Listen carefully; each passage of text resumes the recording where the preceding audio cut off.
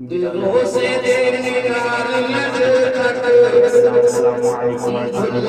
سب برابر ہو، نسب کے اعتبار سے تم سب برابر ہو، عربی اور اجمی ہونے کے اعتبار سے تم سب برابر ہو۔ اب کبھی تفریق ہوگی تو بادشاہ اور غلام کی بنیاد پہ نہیں، عربی اور اجمی کی بنیاد پہ نہیں، کالے اور گورے کی بنیاد پہ نہیں، بلکہ اسلام تفریق کر رہا ہے۔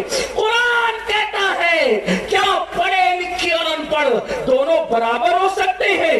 نہیں، دونوں برابر نہیں ہو سکتے، اس لیے کہ ان پڑھ کا مقام اور ہے، پڑھے لکھے کا مقام اور ہے۔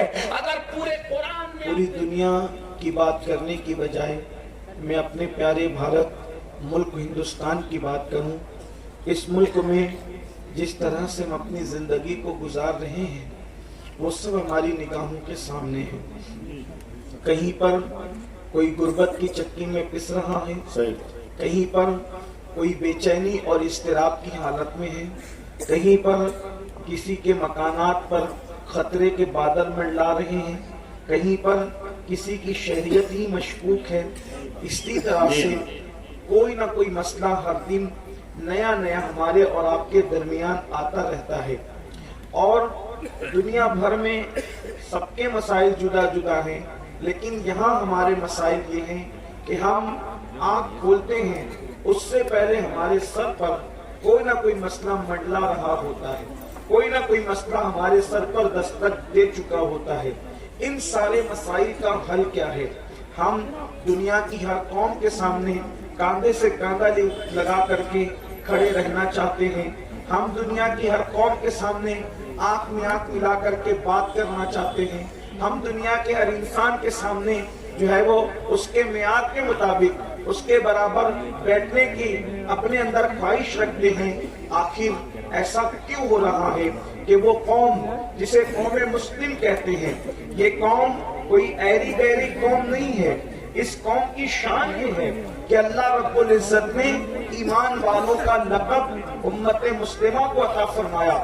کم و بیش 82 مقامات پر میرے اللہ نے یا ایھا الذین آمنوا کہہ کر امت محمدیہ کو مخاطب فرمایا۔ یہ وہ قوم ہے جس کے سر پر لقد کرمنا بنی آدم کہہ کر ان کے سر پر تاج عزت سجایا گیا، تاج کرامت سجایا گیا۔ لیکن وہ قوم جس نے لوگوں کو زندگی گزارنے کا شعور دیا، وہ قوم جس نے لوگوں کو رہنے سہنے کا انداز عطا کیا، وہ قوم جس نے لوگوں کو عمارتیں بنانے کے لیے نئی جہت عطا کی۔ کیا ہمارے آنے سے پہلے اس زمین پر کوئی تاج محل جیسی عمارت دکھا سکتا ہے؟ کیا ہمارے آنے سے پہلے اس زمین پر کوئی لال قلعہ جیسی عمارت دکھا سکتا ہے؟ کیا ہماری اس زمین پر قدم رکھنے سے پہلے خوبصورت بھول بھلیا اور اس طریقے کی عمارتوں کا کوئی تصور یہاں پر نظر آتا ہے؟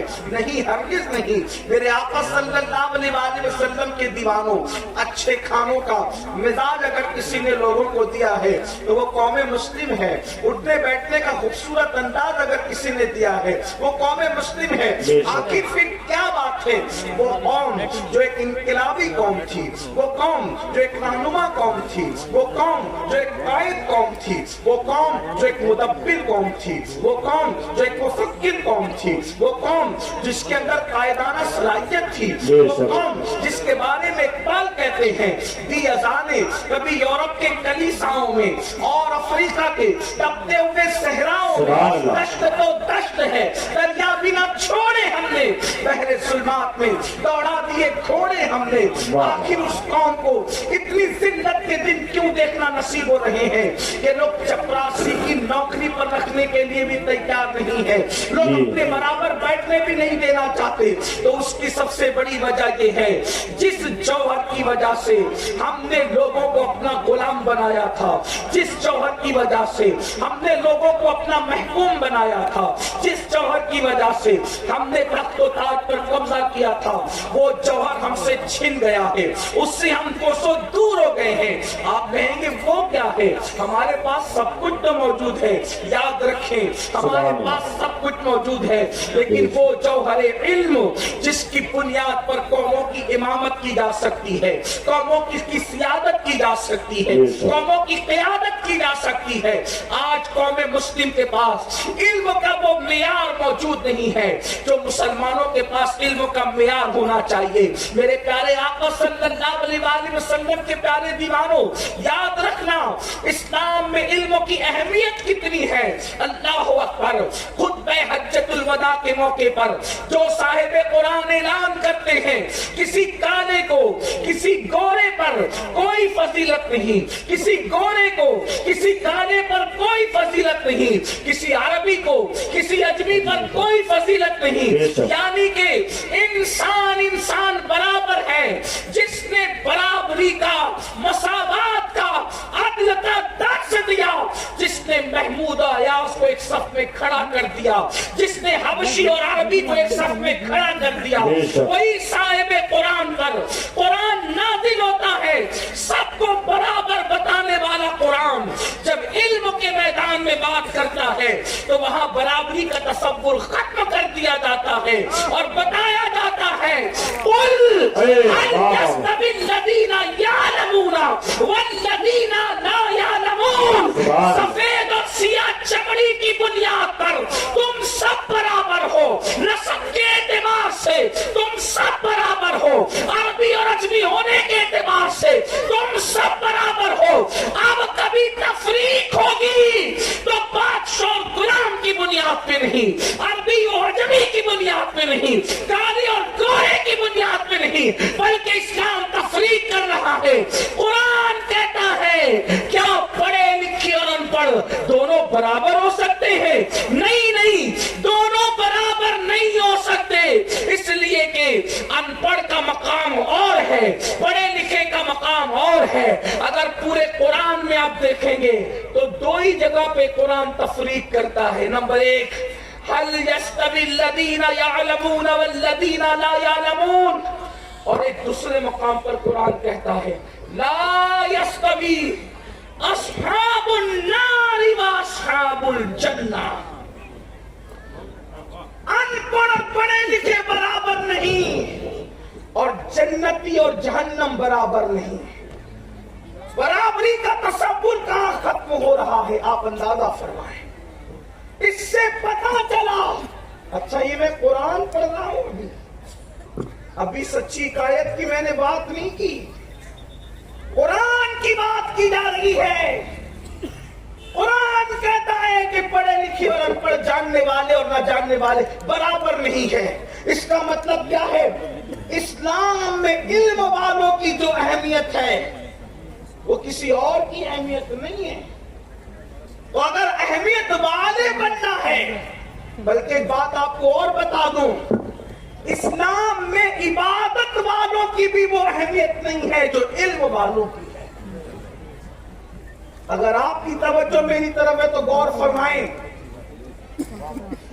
ہنومان گڑھ والوں, جس علم نے ہمیں بلند کیا تھا آج اس علم سے ہم کوسوں دور ہو گئے. دیکھو عبادت والے جو 1-2 سال 5-10 سال کے عابد نہ تھے, بلکہ جو ہزاروں سال کے عابد تھے اور جن کو اپنی عبادت پر ناز تھا. ایک طرف وہ ہزاروں سال کے عابدین اور ایک طرف وہ ہستی جس نے ابھی تک ایک سجدہ بھی نہیں کیا. حیرت کی بات یہ ہے, ایک طرف ہزاروں سال کی عبادت والے اور ایک طرف وہ علم والا جس نے ابھی تک ایک سجدہ بھی نہیں کیا. قرآن اس کے بارے میں کہتا ہے وَعَلَّمَ آدَمَ الْأَسْمَاءَ كُلَّهَا ثُمَّ عَرَضَهُمْ عَلَى الْمَلَائِكَةِ فَقَالَ أَنبِئُونِي بِأَسْمَاءِ هَؤُلَاءِ إِن كُنتُمْ صَادِقِينَ. اللہ نے حضرت آدم کو علم الاسماء عطا فرمایا. اور پھر فرشتوں کے سامنے پیش کیا کہ اگر تم سچے ہو اپنے دعوے میں تو بتاؤ ان کے نام کیا ہے. فرشتے نہ بتا سکے, عاجزی کر گئے جیسا کہ ان کی شان تھی. لیکن حضرت آدم نے مفسرین کے اقوال کے مطابق کہ چیزوں کے نام بھی بتائے, ان کے کام بھی بتائے, علم سے اتنا متاثر کیا کہ فرشتوں کو حکم دیا کہ آدم کے سامنے سجدہ. سبحان اللہ, نعرہ تکبیر. حضرت آدم کے سامنے انہوں نے سجدہ کیا. توجہ کر, پہلے نبی کے بھی علم کی بات کی جا رہی ہے اور آخری نبی کے علم کی بات کی جا رہی ہے. یعنی کہ سارے انبیاء علم لے کر کے آئے. اس کا مطلب یہ ہے حق کی نشانی علم ہے.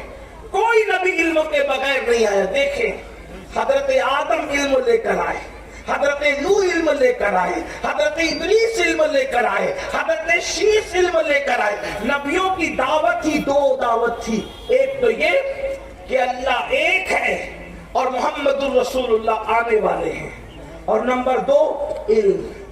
سبحان اللہ, سبحان اللہ. ہر نبی علم کی بات کرتا رہا, ہر نبی علم. اسی لیے میرے آقا علیہ السلام فرماتے کہ علم انبیاء کی وراثت ہے, علم انبیاء کی میراث ہے. خاتم النبیین پر بھی جو پہلی آیت نازل ہوئی, اقرا, پڑھیے. آج ہم پڑھتے نہیں. علم وہ ہے جو سلیمان کو تخت عطا کرتا ہے علیہ السلام. اللہ نے اختیار دیا, علم لوگے یا بادشاہت لوگے. تو آپ نے علم لیا, علم کی برکت سے بادشاہت بھی آ گئی.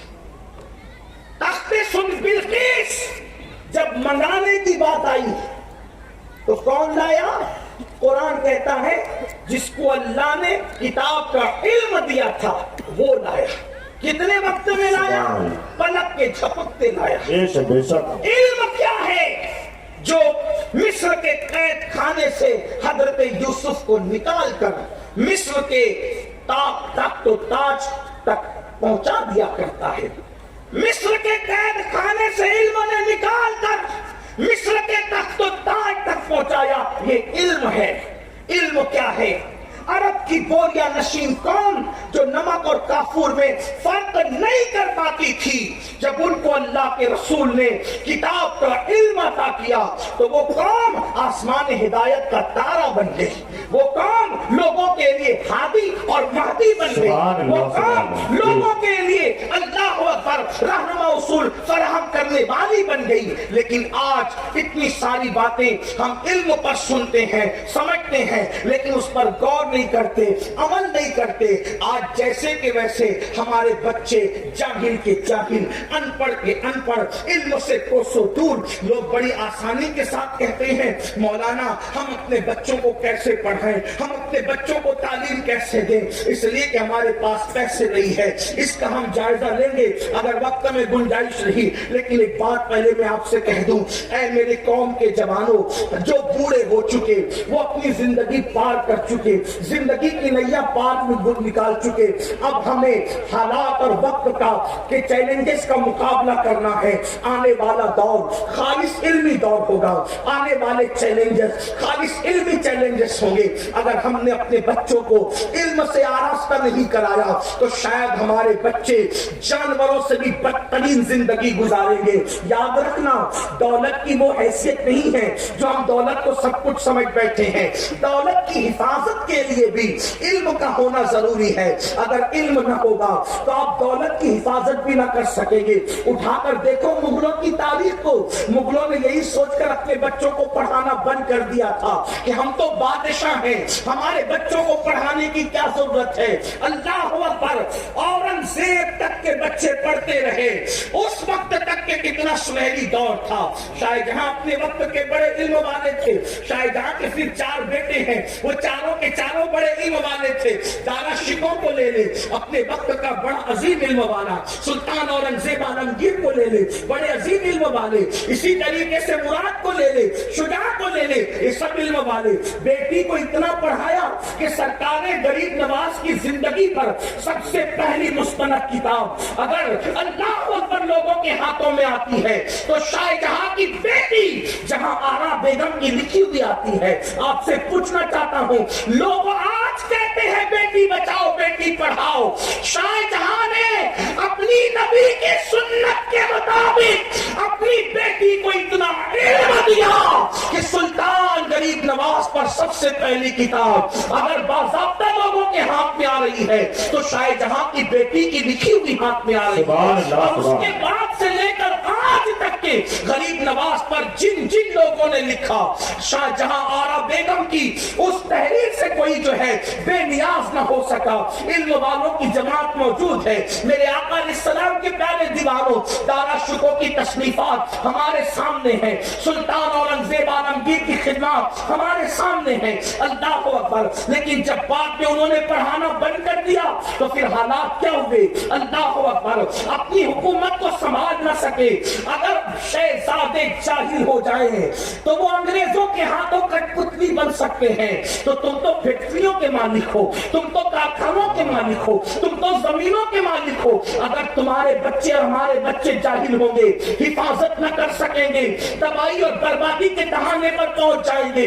اپنے بچوں کو پڑھاؤ، اس لیے کہ تعلیم ہر دور کی ضرورت ہے، تعلیم ہر عصر کی ضرورت ہے، تعلیم ہر زمانے کی ضرورت ہے۔ لوگ تو یہ کہتے ہیں مولانا کیوں پڑھائیں، کیونکہ ہم تو مالدار ہیں۔ کچھ لوگ کہتے ہیں نوکری نہیں ملتی کیوں پڑھائیں۔ میرے عزیز، ہم نوکریوں کے لیے نہیں پڑھاتے، ہم اپنے بچوں کو اچھا انسان بنانے کے لیے پڑھاتے ہیں، ہم اپنے اللہ و رسول کے حکم پر عمل کرنے کے لیے پڑھاتے ہیں۔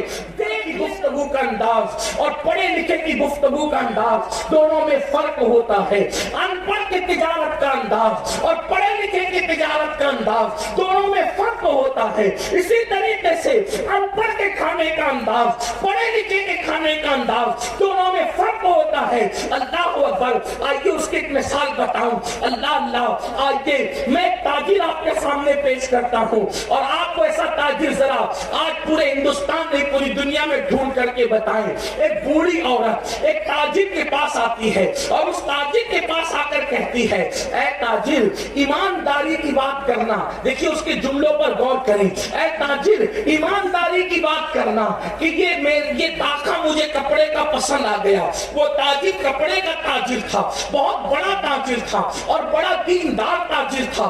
اللہ اکبر، بہت پڑھا لکھا تاجر تھا۔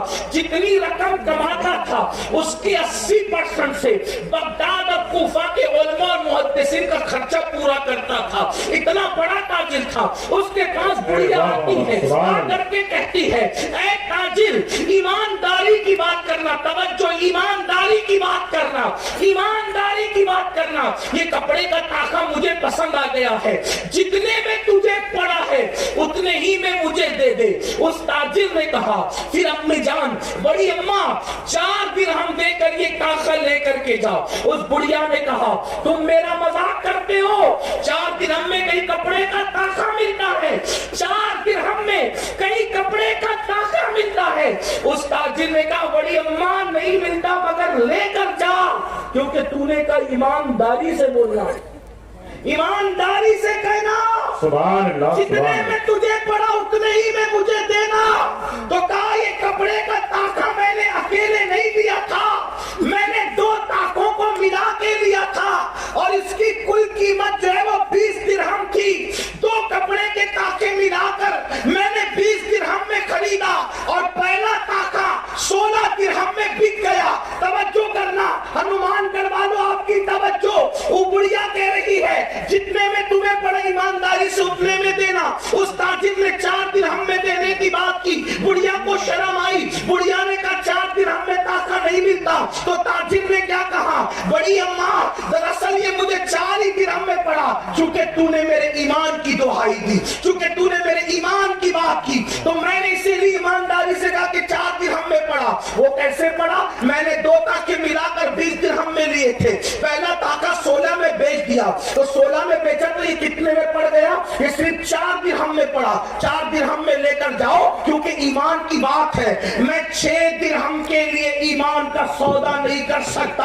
اب آپ سے پوچھتا ہوں، ایسے تاجر ہم میں گزرے ہیں، آخر اس تاجر کا نام بھی تو کچھ ہوگا۔ اسی تاجر کو دنیا کروڑوں حنفیوں کا امام اعظم ابو حنیفہ سبحان اللہ سبحان اللہ، زندہ باد زندہ باد۔ آپ سے پوچھنا چاہتا ہوں، اگر آج 250 روپے کی چپل بیچتے ہوئے مسلمان اللہ کی جھوٹی قسم کھاتا ہے تو یہ جہالت کی وجہ سے کھاتا ہے۔ اگر آج 10 روپے کی سبزی بیچتے ہوئے مسلمان اللہ کی جھوٹی قسم کھاتا ہے تو یہ جہالت کی وجہ سے کھاتا ہے۔ اگر آج مسلمانوں کے گھر میں شادیوں کے موقع پر مشرکین کی رسومات کے مطابق ڈانڈیا کھیلے جا رہے ہیں یا ڈی جے بج رہا ہے، اس کی وجہ کچھ اور نہیں ہے، اس کی وجہ صرف جہالت ہے، جہالت، علم کا نہ ہونا، یہ ہر مصیبت کی جڑ ہے۔ اللہ اکبر۔ ایسا تاجر آج کے پھر میں آپ سے بات کروں، علم والے کا اور ان پڑھ کا بات کرنے کا انداز دیکھو، میں نے انداز تجارت بتا دیا، اس سے پتا چلا کہ جو نوجوان یہ سوچتے ہیں اگر حافظ قرآن بن جاؤں گا تو مسجد میں امامت کرنا پڑے گا، اگر عالم دین بن جاؤں گا تو مدرسہ پڑھانا پڑے گا، میں نے کہا کس ظالم نے کہہ دیا کہ ہر حافظ کے لیے مسجد ضروری ہے، ہر عالم کے لیے مدرسہ ضروری ہے؟ پوچھنا چاہتا ہوں، اتنا بڑا امام جسے دنیا سراج الامہ کاشف الغمہ نعمان بن ثابت کہتی ہے، آخر وہ کس مسجد کا ملازم تھا، وہ کس مدرسے کا ملازم تھا؟ میرے امام اعظم اپنے وقت کے سب سے بڑے کپڑے کے تاجر تھے، اور اللہ اکبر، تجارت کی بنیاد پر ایسی زندگی آپ نے گزاری، ایسی زندگی گزاری کہ شاگردوں سے کہتے تھے ہلکے کپڑے نہ پہنا کرو، ہلکی سواریوں پہ نہ بیٹھا کرو، ہلکے استعمال مت کیا کرو، پیچھے پر کھڑا رہنے والا جتنا قیمتی پہن کر آتا ہے آگے والا اس سے قیمتی پہن کر کے کھڑا رہے، پیچھے کھڑے رہنے والا جتنے کا عطر لگا کر آتا ہے اس سے زیادہ قیمتی آگے والا لگا کر کے کھڑا رہے، پیچھے والا جتنی قیمتی سواری پہ بیٹھ کر کے آتا ہے آگے والا اس سے بڑھ کر قیمتی سواری پر بیٹھے۔ لیکن یہ کب ہوگا؟ جب ہم چندوں پر اکتفا کرنے کی بجائے خود تاجر بنیں گے۔ بات ہے بہت اچھی، واہ واہ، بڑی اچھی فکر ہے، سبحان اللہ۔ ہم وہ دور لانا چاہتے ہیں، وہ دور۔ میں کوئی طنز نہیں کر رہا، میں بھی اسی برادری سے، میرا تعلق بھی اسی گروپ سے ہے، کوئی واللہ طنز نہیں کر رہا، برا نہیں ماننا۔ کیا علامہ فضل خیر آبادی مسجد کے امام ہونے کے ساتھ ساتھ ہندوستان کی کورٹ کے چیف جسٹس نہیں تھے؟ اگر فضل حق مسجد کا امام ہو کر کے ہندوستان کی کورٹ کا چیف جسٹس ہو سکتا ہے تو آپ اور ہمارا بیٹا IAS آفیسر ہو کر کے تراویح کا امام کیوں نہیں ہو سکتا؟ سبحان اللہ، بے شک، بہت اچھی بات۔ اگر اورنگزیب عالمگیر جامع مسجد میں رمضان شریف میں تراویح پڑھا سکتے ہیں تو ایک ڈاکٹر اور سرجن ہماری مسجد کے اندر تراویح کا امام کیوں نہیں ہو سکتا؟ ہم کیوں محنت نہیں کرتے؟ ہم کیوں کاوش نہیں کرتے؟ لوگ کہتے ہیں کیسے ہوگا؟ ہو چکا ہے، ہم اپنی تاریخ سے نابلد ہیں۔ ایک بات آپ کو بتاؤں، یہ بات دل پہ لکھ کے رکھنا، علماء بار بار کہہ رہے پڑھو پڑھاؤ پڑھو پڑھاؤ پڑھو پڑھو۔ حکومتوں نے ہمیشہ قوم کو جاہل رکھنے کی کوشش کی، اہل اقتدار طبقے نے ہمیشہ قوم کو جاہل رکھنے کی کوشش کی، اور نبیوں نے ہمیشہ علم پہ محنت کی۔ اہل حق نے ہمیشہ علم پہ محنت کی، اس لیے کہ بادشاہ جانتے تھے جب تک قوم کو جاہل نہیں رکھیں گے اس وقت تک اپنے اقتدار کی کرسی سلامت نہیں رہے گی۔ اور آج کے بھی سیاسی لیڈران اگرچہ یہ علم کی بات کرتے ہوں لیکن وہ چاہتے ہیں کہ علم کو اتنا مہنگا کرو، اتنا ٹف کر دو، اتنا ڈیفیکلٹ کر دو سارے معاملات کو کہ قوم پڑھنے کے لیے ہمت نہ کر سکے۔ لیکن آپ کو میں یہ عرض کرنا چاہتا ہوں، ہم کیوں حقہ پیتے ہیں؟ بند کر دے حقہ پینا۔ ہم کیوں گٹکا کھاتے ہیں؟ بند کر دے گٹکا کھانا۔ ہم کیوں پان کھا رہے ہیں؟ بند کر دے پان کھانا۔ عید کے ہم 4 لباس کیوں سلا رہے ہیں؟ بند کر دے 4-5 لباس سلانا۔ اگر عید پر ایک ہی لباس پر عید کرنا پڑے تو ماں باپ ایک ہی لباس پہ عید کرے۔ اگر ایک بھی نہیں، دھلے ہوئے کپڑوں پہ عید کرنا پڑے، دھلے ہوئے کپڑوں پہ عید کرو۔ اس رقم کو بچا کر صرف 10 سے 15 سال اپنے بچوں کی تعلیم پر خرچ کرو۔ مسلمانوں، اگر ہم 10 سال تک کے نئے کپڑے نہیں پہنیں گے تو ہماری شان میں کون سا فرق آئے گا؟ ہمارے پاس تو اسوہ موجود ہے، حضور سرکار غریب نواز، 90 لاکھ کافروں کو ایمان کی دولت عطا کرنے والا، وہ رشک قلندر ہستی، مدینہ شریف سے جو کرتا پہن کر چلیں کا اس وقت جسم سے اتارا گیا جب آپ کو غسل دینے کے لیے تختے پہ لٹایا جا رہا تھا۔ حضور سید العلماء مہرینوی لکھتے ہیں کہ وہ کرتا کئی کلو کا ہو گیا تھا۔ وہ کئی کلو کا کرتا کیوں ہو گیا تھا؟ جب کرتا پھٹتا تھا تو پیون پر پیون لگتے تھے، پیون پر پیون لگتے تھے، پیون پر پیون لگتے تھے، اتنی کثرت سے پیون لگے کہ غریب نواز کا کرتا کئی کلو کا ہو گیا۔ ہمارے یہاں عید پر نیا لباس پہننا فرض واجب نہیں،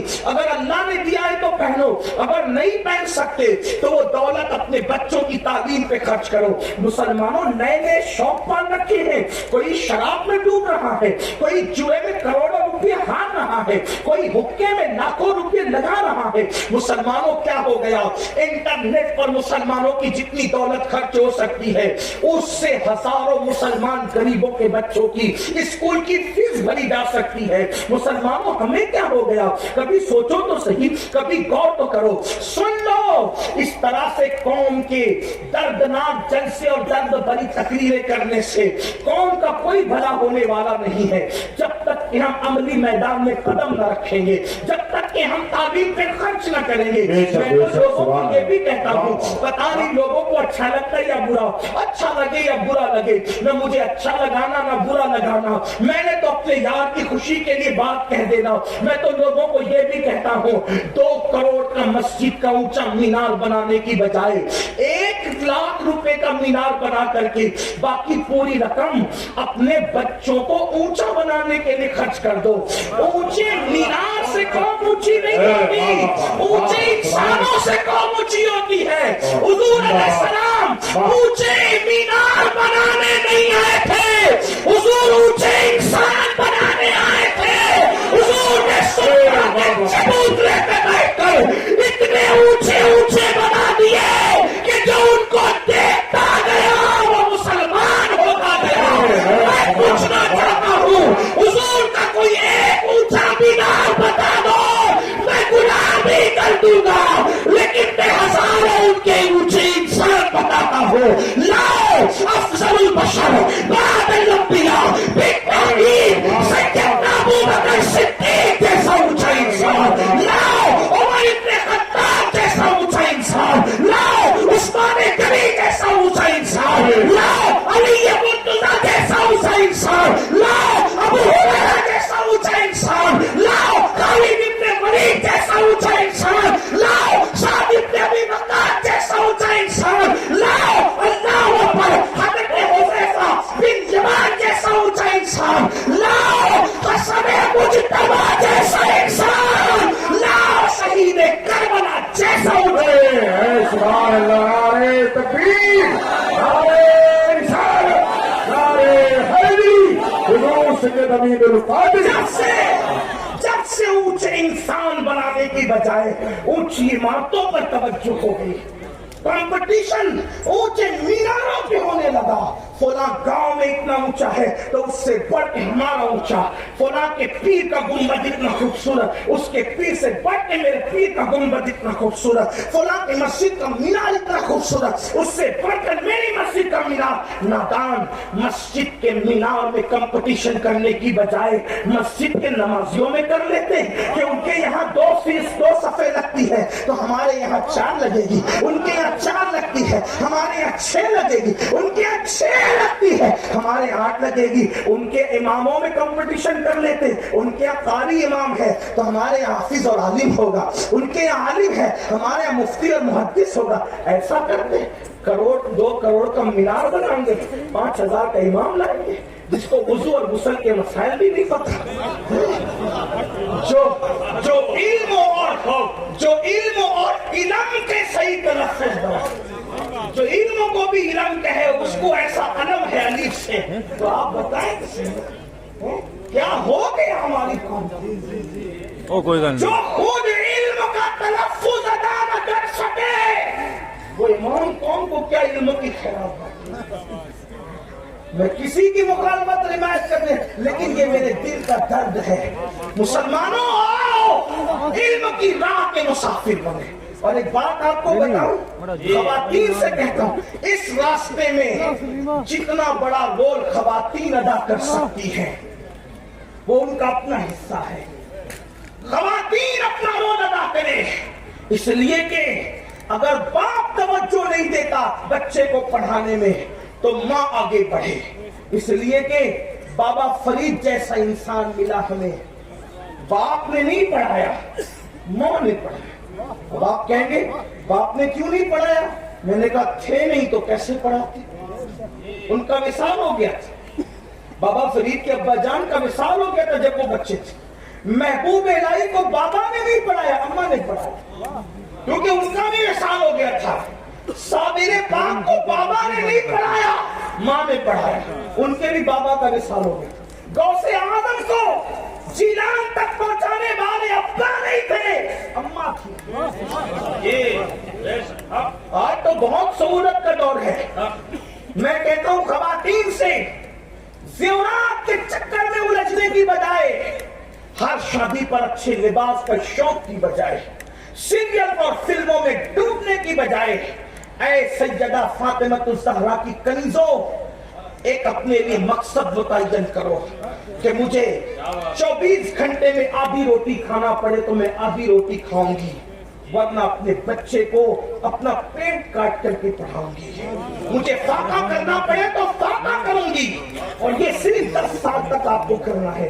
एक बच्चे के पीछे आपको 10-12 साल मेहनत करना है। इल्म सिखाओ, साइंस हो, टेक्नोलॉजी हो, ज्योग्राफी हो, लेकिन उससे पहले, हर इल्म से पहले हमें अपने बच्चे को इल्म कुरान सिखाना।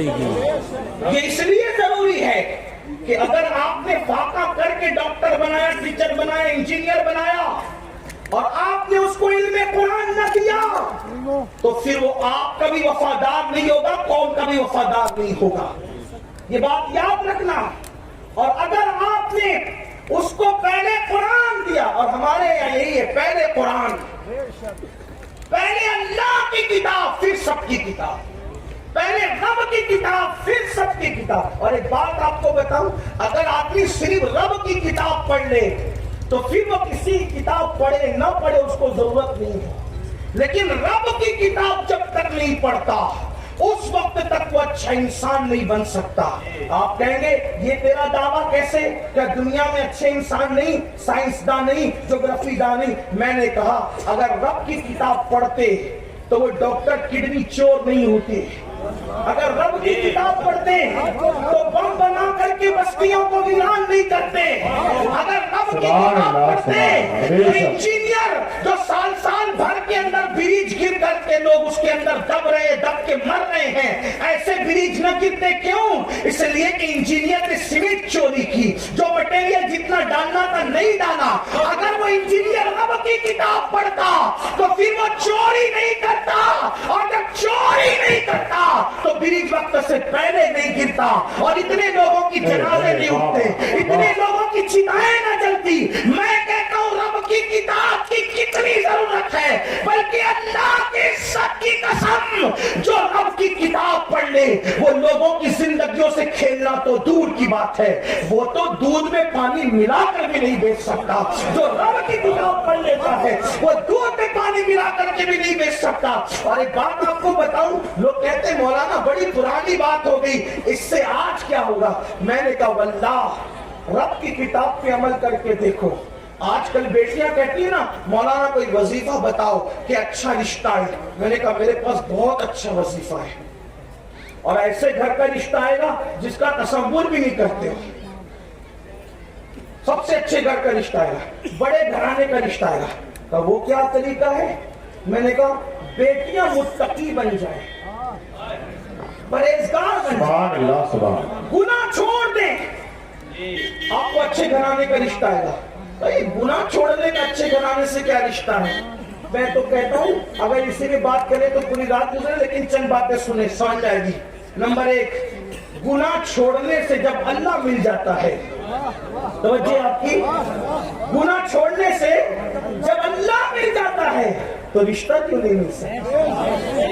گناہ چھوڑنے سے جب جنت مل جاتی ہے تو اچھا گھر کیوں نہیں مل سکتا؟ بے شک۔ اب آپ کہیں گے کوئی دلیل؟ حدیث ہے دلیل، دیکھیے بہت خوبصورت حدیث، توجہ کرنا خواتین کی، اور آپ بھی اچھا رشتہ چاہتے ہیں، بڑا مشہور واقعہ ہے، لیکن بیک گراؤنڈ اس کا آپ دیکھیں گے تو آج کے بیک گراؤنڈ میں آپ کو بہت خوبصورت نتیجہ ملے۔ یہی تو بزرگوں کی تعلیمات کی برکتیں ہیں کہ آپ بزرگوں کی تعلیمات کو جس اینگل سے دیکھتے ہیں آپ کو اس سے آپ کو روشنی ملتی بھی نظر آتی ہے۔ بڑا مشہور واقعہ، خطبہ علماء سے بہت اچھے انداز سے آپ نے سنا ہوگا، میں باضابطہ طور پر کوئی خطابت کا جواب نہیں جانتا لیکن بہت سادگی سے بیان کرنا چاہتا ہوں، توجہ کریں۔ مدینہ منورہ میں رات میں اپنی سیاہ زلفوں کو عرض مدینہ منورہ پر تان دیا ہے، قدسیان فلک درودوں کے گجرے لے کر مالک جنت کی خدمت میں حاضر ہو رہے ہیں۔ وقت کا امیر المومنین جس کے نام سے کیسر و کسریٰ کے تاجدار کانپتے ہیں، جانشین دوم جس کا ذکر قرآن میں، جس کا ذکر توریت میں، جس کا ذکر انجیل میں، جس کا ذکر زبور میں، وہ فاروق اعظم رعایا کی خبرگیری کرنے کے لیے اکیلے اپنا حلیہ بدل کر مدینہ منورہ کی گلیوں میں گھوم رہے ہیں کہ میری رعایا کا کیا حال ہے، اللہ کے بندوں کا کیا حال ہے۔ ایسے میں ایک مکان سے ایک بوڑھی کپاتی ہوئی آواز آتی ہے، بیٹی اٹھو اس سے پہلے کہ صبح ہو جائے اور دودھ میں پانی ملا دو۔ ایک بوڑھی سی آواز گونجی، توجہ بہنوں کی خاص توجہ، اس سے بہتر تعویذ کوئی نہیں دے سکتا، اتنا گارنٹیڈ تعویذ۔ بوڑھی آواز کانپتی ہوئی کہی، بیٹی اس سے پہلے کہ صبح کا سویرا نمودار ہو جائے دودھ میں پانی ملا دو، کسٹمر آنے سے پہلے، گاہک آنے سے پہلے۔ پھر ایک نوجوان سی آواز اس سناٹے کو توڑنے لگی اور الفاظ یوں ترتیب پائے، امی کیا تمہیں یاد نہیں امیر المومنین نے دودھ میں پانی ملا کر بیچنے سے منع کیا ہے؟ جیسے ہی جوان آواز وہ سناٹے کو توڑتی ہے تو بوڑھی آواز پھر واپس سے اپنا جادو دکھاتی ہے اور کہتی ہے، ارے عقل کی ماری، تقدیر کے دشمن، تو کہتی ہے کہ امیر المومنین نے دودھ میں پانی ملانے کو منع کیا۔ وہ امیر یا تو مصلے پہ رو رہا ہوگا یا تو بستر پہ سو رہا ہوگا، وہ کہاں دیکھ رہا ہے؟ اتنا کہنا تھا کہ پھر جوان آواز نے اس شہر بری آواز پر ایک مزید شہر کا چاہے وہ تیسم طاری کر کے کہا، امی جان اگر امیر نہیں دیکھ رہا ہے تو کیا خدا بندے قدوس بھی نہیں دیکھ رہا ہے؟ امیر نہیں دیکھ رہا ہے، جس کی بارگاہ میں کھڑے ہو کے قیامت میں جواب دینا ہے وہ اللہ کو دیکھ رہا ہے۔ اللہ اکبر۔ امیر المومنین نے یہ بات سنی، آنکھوں میں آنسو آ گئے، جلدی سے وہاں پر ایک نشان لگایا، نشان لگا کے گھر گئے، صبح کا انتظار کرنے لگے، بے چینی کے ساتھ صبح کا انتظار کرنے لگے۔ جیسے ہی صبح ہوئی، اللہ اکبر، امیر المومنین سیدنا فاروق اعظم نے اپنے بیٹوں کو جمع کیا اور جمع کرنے کے بعد فرمایا، میرے بچوں میں بوڑھا ہو گیا ہوں، اب میں نکاح نہیں کر سکتا، سکتا, میرے بچوں میں بوڑھا ہو گیا ہوں, اب میں نکاح نہیں کر سکتا, بتاؤ تم میں کون ہے جو اس لڑکی کے ساتھ نکاح کرے گا جو اتنی متقیہ ہے, جو اتنی پارسا ہے کہ وہ دودھ میں پانی اس لیے نہیں ملاتی کہ اللہ دیکھ رہا ہے, ایسی بیٹی کو میرے گھر کی بہو بننا چاہیے. بتاؤ کون ہے تم میں جو اس سے نکاح کرے گا؟ ایک صاحبزادے نے کہا ابا جی اگر آپ کی مرضی اور حکم ہے تو میں اس پر عمل کروں گا. اور اس کے بعد فاروق اعظم خود چل کر کے رشتہ لے کر کے گئے اور اس کو اپنی بہو بنا کر کے لایا. آپ سے پوچھنا چاہتا ہوں کیا اس کا فوٹو دیکھا گیا تھا؟ کیا اس کی تصویر دیکھی گئی تھی؟ کیا اس کا نسب دیکھا گیا تھا؟ کیا اس کا حسب دیکھا گیا تھا؟ کیا اس کے باپ داداؤں کا کاروبار دیکھا گیا تھا؟ نہیں, ایک گناہ سے وہ بچی کہ اللہ دیکھ رہا ہے. امیر المومنین کے گھر کا رشتہ چل کر کے آیا اور وہ امیر المومنین کی بہو بن گئی, صرف عمر ابن خطاب کی بہو نہ بنی. ایک گناہ سے بچنے کی برکت تھی کہ فاروق اعظم کی بہو بھی بنی, اور صرف بہو نہیں بنی بلکہ اللہ اکبر بہو بننے کے بعد اسی سے بیٹی پیدا ہوئی, اور وہ بیٹی پھر کسی کے ساتھ بیاہی گئی, اور اس بیٹی سے جو بیٹا پیدا ہوا اس کا نام ہے پہلی صدی کا مجدد حضرت عمر ابن عبدالعزیز رضی اللہ عنہ. یعنی کہ ایک گناہ سے بچنے کی برکت نے جہاں امیر المومنین کی بہو بنایا وہاں پہلی صدی کے مجدد کی نانی بھی بنا دیا. آپ سے پوچھنا چاہتا ہوں, لوگ کہتے ہیں یہ ہو رہا ہے وہ ہو رہا ہے, میں نے کہا اپنے مسائل کا حل ایک ہی ہے, اللہ کے فرما بردار بن جاؤ. اور یہ اسی وقت ہوگا جب اپنے پاس علم ہو. آج ہم گالی بک رہے وجہ علم نہیں. اگر علم ہوتا تو ہمیں پتا ہوتا کہ غریب نواز فرماتے ہیں کہ اللہ کے رسول نے فرمایا جس نے کسی مومن کو گالی دی مرتے وقت اس کی زبان پہ کلمہ طیبہ جاری نہیں ہوگا. علم پہ محنت کریں, ہاں علم پہ کوشش کریں اور قرآن کا علم پڑھائیں. آئیے اپنی گفتگو کو سمیٹتے ہوئے, کیونکہ آثار بتاتے ہیں کہ حضرت تشریف لانے والے ہیں, میں اپنی گفتگو سمیٹ. آپ لوگ ولیوں کے ماننے والے ہو نا, اور ولیوں میں بھی سب کے ماننے والے ہو. سب ولیوں کی شان بڑی اعلیٰ ہے, سب کی شان اعلیٰ ہے الحمدللہ, سب ہمارے ہی ہیں. لیکن انہی ہماروں میں سے ایک بزرگ کا ذکر کرتا ہوں, ہمارے مرشد تاریخ السلطنت حضور سیدنا مخدوم اشرف جہانگیر سمنانی محبوب یزدانی.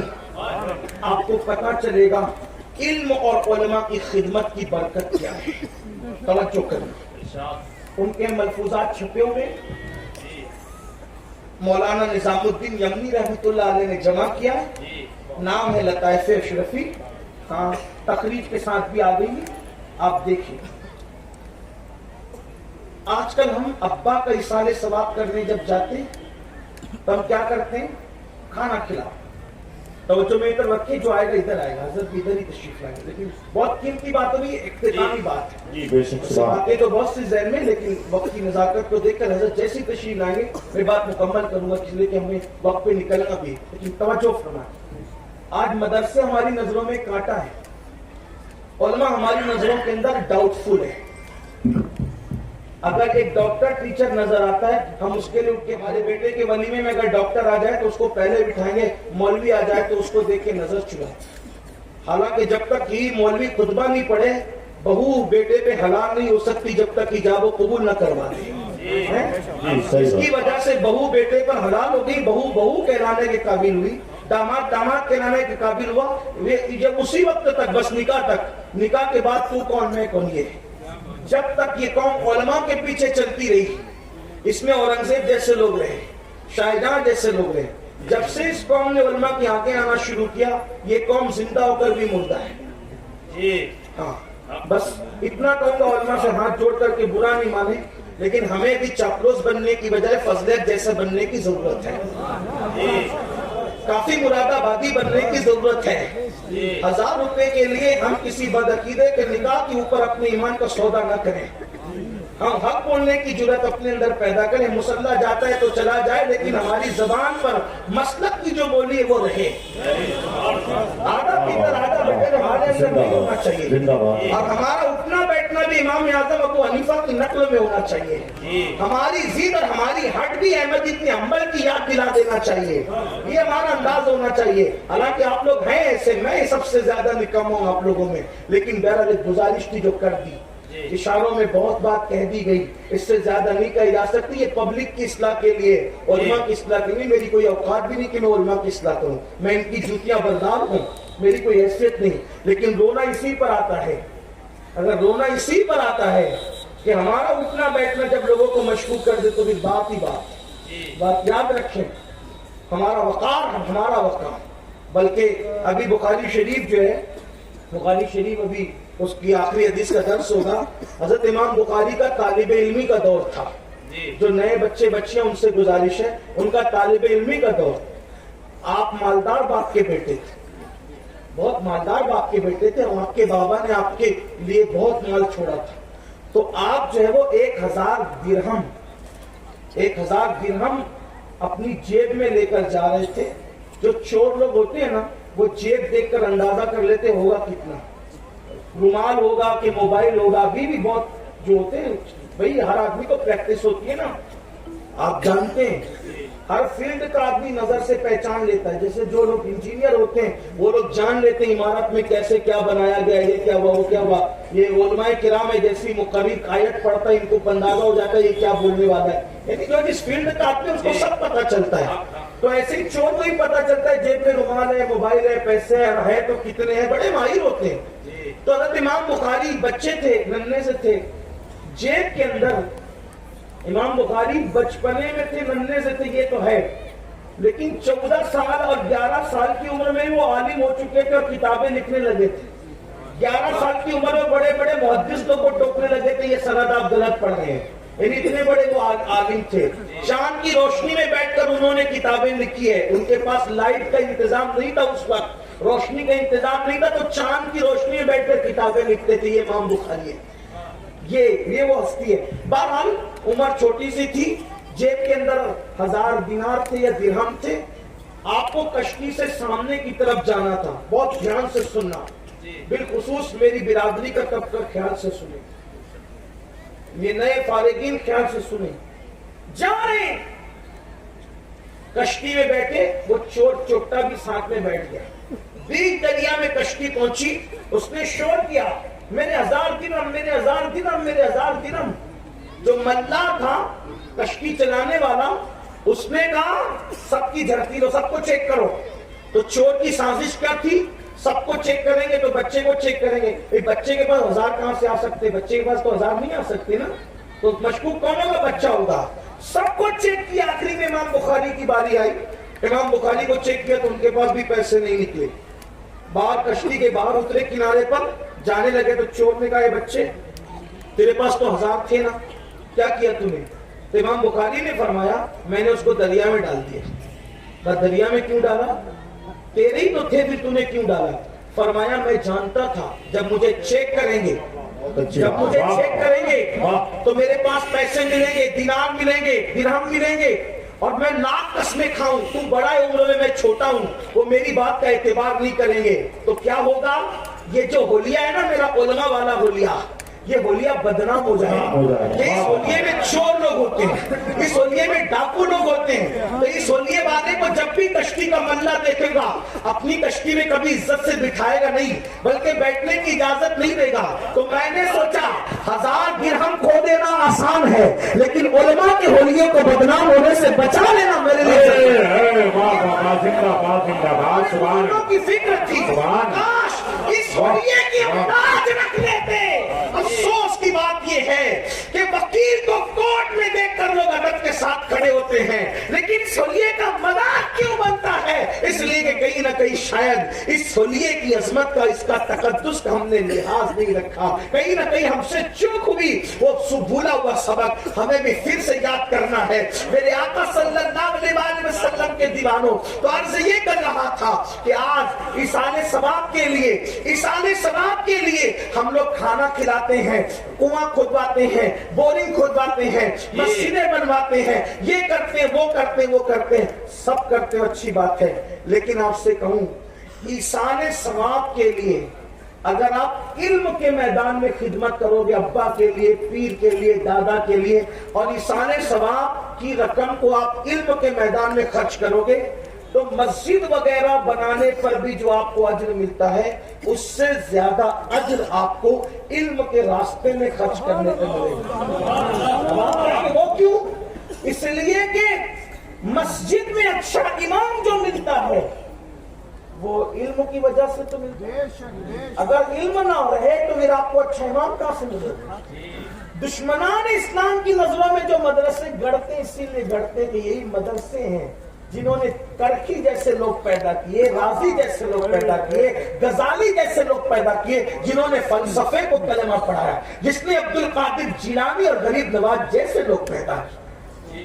خانقاہوں کی بہاریں درس گاہوں کی وجہ سے تھی، اور درس گاہوں کے اندر روحانیت کا نظام خانقاہوں کی وجہ سے تھا۔ یہ دونوں چیزیں ساتھ ساتھ چلتی رہی۔ اب آئیے اسی خانقاہیت کی آبرو حضرت سیدنا مخدوم اشرف جہانگیر سمنانی کا کہ ملفوظات میں سے ایک ملفوظ پڑھ رہے ہیں۔ حضرت مخدوم صاحب قرآن کی ایک آیت کی تشریح کر رہے ہیں، وہ آیت ہے سورۃ النبا کی آخری آیت، وَيَقُولُ الْكَافِرُ يَا لَيْتَنِي كُنْتُ تُرَابًا۔ یہ سورۃ النبا کی آخری آیت ہے۔ دیکھو علماء موجود ہیں، آپ کو شاید مشکل لگے لیکن آپ سمجھیں، اس کو سمجھنے کی کوشش کریں گے تو سمجھ جائیں گے۔ قرآن کی ایک آیت کا ایک معنی نہیں ہوتا، یہ بات یاد رکھیں، بلکہ قرآن کی ایک ایک آیت کے 70 ہزار معنی ہے۔ اور امام عبد الوہاب شارانی تو یہاں تک لکھتے ہیں، اس پر بھی بس نہیں، قرآن زندہ کتاب ہے۔ نزول قرآن بند ہو چکا لیکن معنی نزول قرآن آج بھی مومنوں کے دل پر ہو رہا ہے۔ قرآن کا معنی آج بھی مومنوں کے دل پر نازل ہو رہا ہے۔ حضرت تشریف لائیں، سب لوگ بیٹھ جائیں، ایک بار روشنی پڑھ لیں۔ اللہم صلی علی سیدنا و مولانا محمد ماضی الجود والکرم و آلہ و صحبہ و بارک وسلم، صلاۃ و سلام علیکہ یا جد الحسن والحسین۔ ہمارے قائد، ہمارے امیر قبلہ امیر سنی دعوت اسلامی تشریف لا چکے ہیں، اور ایک ایسی شخصیت، ایسی ہستی جس کے خطابت نے عالم اسلام میں انقلاب برپا کیا ہے، وہ ہستی تشریف لا چکی ہے، اور ہم بھی انہی کے دسترخوان علموں کے خوشہ چین ہیں اور انہی سے سن کر کے آپ کو سناتے ہیں۔ اس لیے میں اپنی گفتگو کو زیادہ طول نہ دیتے ہوئے بالکل سمیٹ لوں اور دو باتیں عرض کر کے بات مکمل کر لوں۔ تو قرآن شریف کی ایک ایک آیت کے 70 ہزار معنی ہیں۔ مخدوم صاحب فرماتے ہیں کہ وَيَقُولُ الْكَافِرُ يَا لَيْتَنِي كُنْتُ تُرَابًا کا ایک معنی یہ بھی ہے، ایک تو معنی یہ ہے جو بالکل ظاہر ہے، جس پر سب کا اتفاق ہے کہ کافر قیامت کے دن اللہ کا عذاب دیکھ کر تمنا کریں گے کہ کاش ہم مٹی ہو جاتے۔ تو آپ کا مطلب ہوتا ہے مٹی کے، وہ مٹی ہونے کی تمنا کریں گے۔ لیکن مخدوم صاحب اس کا ایک معنی یہ بھی بیان فرماتے ہیں کہ تراب ایک کافر کا نام تھا، تراب ایک کافر کا نام تھا، اور تراب نام کے اس کافر وہ راستے سے جا رہا تھا تو اس نے دیکھا کہ ایک مسلمان کا بچہ علم دین کے لیے قلم اٹھا کر کچھ لکھ رہا ہے، تو اس بچے کا قلم گرتا ہے زمین پر، تو تراب نام کا وہ کافر منکر اسلام اس قلم کو اٹھا کر اس بچے کے ہاتھ میں دے دیتا ہے۔ کون؟ تراب۔ اور پھر اس کے بعد تراب کو موت آ جاتی ہے۔ تو جب قیامت کے دن میدان محشر برپا ہوگا تو کافر دیکھیں گے کہ تراب جنت میں جا رہا ہے، تو کافر تراب کو کہیں گے، او تراب تو بھی تو کافر تھا، تو کیسے جنت میں آ گیا؟ تو تراب کہے گا کافر ضرور تھا لیکن ایک مسلمان کا بچہ علم دین کے لیے قلم اٹھا کے کچھ لکھ رہا تھا، اس کا قلم زمین پہ گرا تو زمین سے قلم اٹھا کر اس طالب علم کو میں نے دے دیا۔ وہ قلم اٹھا کر دینے کی برکت تھی کہ مرنے سے پہلے اللہ نے مجھے ایمان کی دولت عطا فرمائی اور مرنے کے بعد اللہ نے مجھے جنت کا مستہ عطا فرما دیا۔ سبحان اللہ، تو اس وقت کافر یہ منظر دیکھ کر کہیں گے یا لیتنی کاش کنت ترابا، ہم بھی تراب ہوتے، یعنی کسی مسلمان طالب علم کو ایک قلم اٹھا کر دے دیتے تو ہمیں بھی ایمان ملتا، موت کے بعد جنت ملتی۔ آپ مجھے بتائیں اس نے خود کا قلم قلم خرید کر کے نہیں دیا، اپنی جیب سے نہیں دیا، اللہ اکبر، اس کو بس اسی کا قلم گرا ہوا اٹھا کر دے دیا۔ جو طالب علم کا قلم اٹھا کر دے تو مرنے سے پہلے اس کو ایمان مل جائے اور مرنے کے بعد جنت ملے۔ جو اپنی دولت سے علم کی خدمت کرتے، علماء کی خدمت کرتے، اللہ ان کو کتنا انعام عطا فرمائے۔ اس لیے علم اور علماء کی طرف توجہ کریں اور علم کی خدمت کریں۔ اخیر میں جو ہے وہ امام اہل سنت کی کتاب تدبیر فلاح، نجات و اصلاح کے 3 نکات آپ کی خدمت میں پیش کروں، جو میں آپ کی خدمت میں پیش کر رہا ہوں کہ مسلمانوں کو اس وقت تو ضرورت ہے کہ وہ ہر طرف سے توجہ ہٹا کر ان 3 نکات پر محنت کریں، کیونکہ امام اہل سنت کا دور بھی ایسے ہی دوسری اور پہلی عالمی جنگ کے درمیان تھا جیسے تیسری عالمی جنگ کے درمیان ہم ہیں۔ امام اہل سنت نے 3 نکات بیان کیے تھے، اس کا خلاصہ پیش کر رہا ہوں۔ مسلمان اس پہ محنت کریں۔ نمبر 1، دیندار بنو اور سچے دیندار بنو۔ نمبر 2، مالدار بنو، خوب مالدار بنو، لیکن جوا کھیل کے نہیں، سٹا کھیل کے نہیں، حرام کاروبار سے نہیں، بلکہ محنت سے مالدار بنو۔ اس لیے کہ ہمارے غوث پاک بھی مالدار تھے، ہمارے امام اعظم بھی مالدار تھے، اور ہمارے رسول اللہ بھی مالدار تھے، اور ہمارے مالداروں کی ایک فہرست ہے، دیندار بنو، مالدار بنو۔ نمبر 3، ایجوکیشن کو بہت عام کرو، کوئی جاہل نہ رہنے پائے۔ یہی ہمارا پیغام، یہی سنی دعوت اسلامی کا پیغام، یہی علماء اہل سنت کا پیغام، یہی ہماری خانقاہوں کا پیغام۔ دیندار بنیے، مالدار بنیے اور علم کو عام کیجیے، کوئی جاہل نہ رہنے پائے۔ اللہ تعالی ہم سب کو توفیق عطا فرمائے۔ گفتگو کے درمیان کوئی غلطی ہو تو اللہ معاف فرمائے۔ استغفر اللہ ربی من کل ذنب واتوب الیہ وما علینا الا البلاغ۔ سبحان اللہ۔ حضرات تشریف رکھیں، بہت ہی اصلاحی تقریر آپ نے